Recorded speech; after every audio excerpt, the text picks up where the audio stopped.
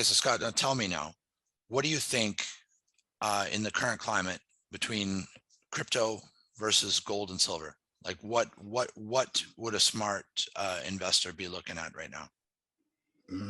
You know what, Terry? It's such a challenge to really understand where things are going to be. So there's a couple of issues there. Is that crypto, if crypto is allowed to be outside of government control, which is what crypto is originally, and which is what everyone was so excited about crypto about. It's like, this is outside government control, and everyone goes, well, why is that a big deal? You say, well, because governments manipulate how much money is in the system. We just talked about it. It's kind of easy and has all these ramifications. It kind of makes wealth inequality big. That's what happens when you try and save the system by putting more money in. But you can't do that in theory with cryptocurrency, especially Bitcoin. And look, Bitcoin's the one everyone looks at. Let's forget about all the other coins at the moment. They're too hard to. Some of them are junk. Some of them have a kind of a thing, have some sort of promise. But Bitcoin is supposed to be capped. So the amount of Bitcoins are supposed to be capped. They're not supposed to be any more. Once the total is mined, that is supposed to be it, which means it is a finite item. Therefore, as it becomes more valuable, things should go up and up. The thing about the reason that a US dollar is not worth anything is because you can just create it out of thin air, right? And so the difference between a crypto coin and the federal banking system is that this has a truer resonance about the actual finite amount in the system. Whereas you never know, in 10 years' time, they might just come out and create all this money again. And all that does is it all flows up to the richest of the rich and pushes down on the poorest of the poor. And so the exciting part about, or for what was the true crypto believers, was it was outside the system. Finally, the people can have something that is more balanced and without manipulation, without political manipulation. The governments don't like that. Governments do not like the fact that there might be a currency that they cannot control. And so what you're seeing at the moment is you're seeing a lot of countries are banning the use of crypto. They're banning crypto mining, and they're saying things like, oh, well, it's bad for the environment. You know what? That's bullcrap. It's bad for government control because a lot of these crypto mining farms are now running on renewables. So it's all BS, right? But the governments lose control. So the governments are sitting here looking and going, you know what?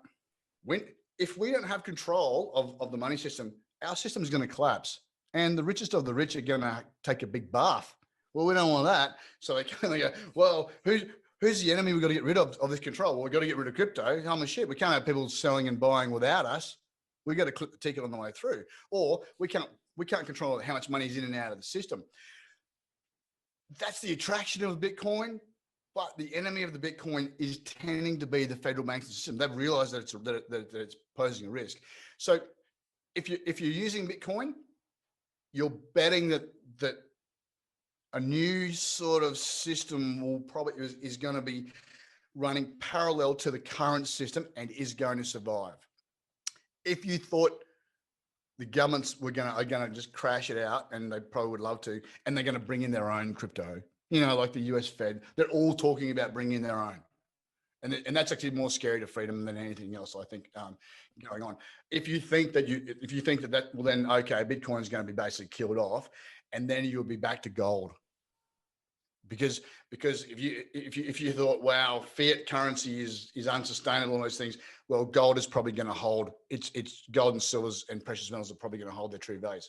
Do you think that, like, I always thought that gold is very similar to Bitcoin in one way, is that there's a finite amount of gold as well, and you can't just make more gold. And same with, like you said, with Bitcoin, you can't there's a finite amount of Bitcoins, therefore the value and the money used to be tied to gold for that reason. Absolutely. And back to the gold. So if you go back through hundreds and hundreds of years in, and you go back to, Romans and stuff, whenever a society has tried to create a fiat currency, it eventually collapses and they go back to a precious metal system. So this time could be different. Our fiat system may not collapse, but we've borrowed a lot of money, and it's all very, very interesting. There's some signals in the system that I think people should have a think about.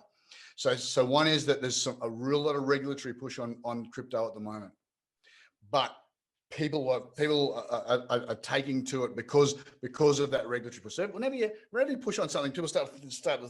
It's funny, you get an opposite reaction from some people in the system. So, but gold has moved up from in a world category sense. There's some, the IMF and those sort of things, that they have gold as it used to be called a tier 3 asset.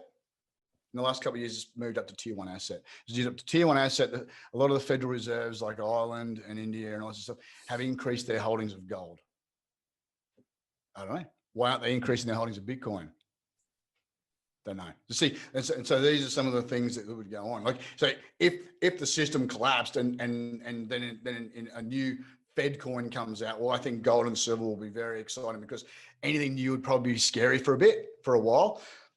Even though society is getting very used to a crypto, they're getting very used to a crypto. I'm praying that Bitcoin and any of these other coins that are utilized in their stable coins, whatever they are, I'm hoping that at least a parallel system gets running in and takes some control out of the central banks.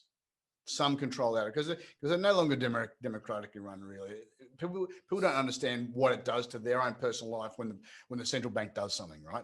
So you don't get to vote on what the central bank does. They're sort of independent, but the bad part about that is you can't vote on the central bank not screwing you over. You don't get to do that.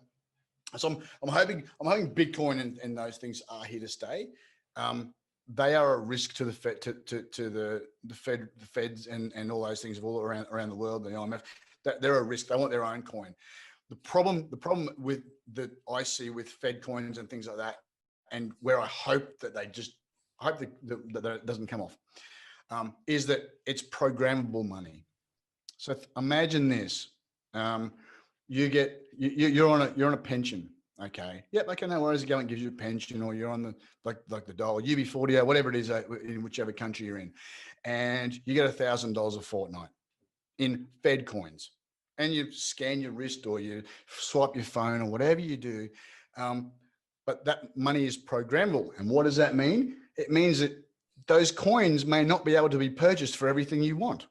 You may not be able to buy $10 of eggs at the market because that person doesn't have a registered egg business and they're trying to do it on the side, or you may not be able to give away more than 5%, or you may not be able to buy alcohol, or you might not be able to buy, like you try and scan your phone, it just doesn't work, or you try and go drive to another city that you're not really allowed to go to because you're outside of your zone. You only get 5 trips out of your zone for a year because of the carbon pricing. I was something. This is old and control, and so you keep trying to scan your phone or your wrist on this driverless vehicle to spend your Fed coins, and it just goes declined. You're asking for a transaction that is not approved.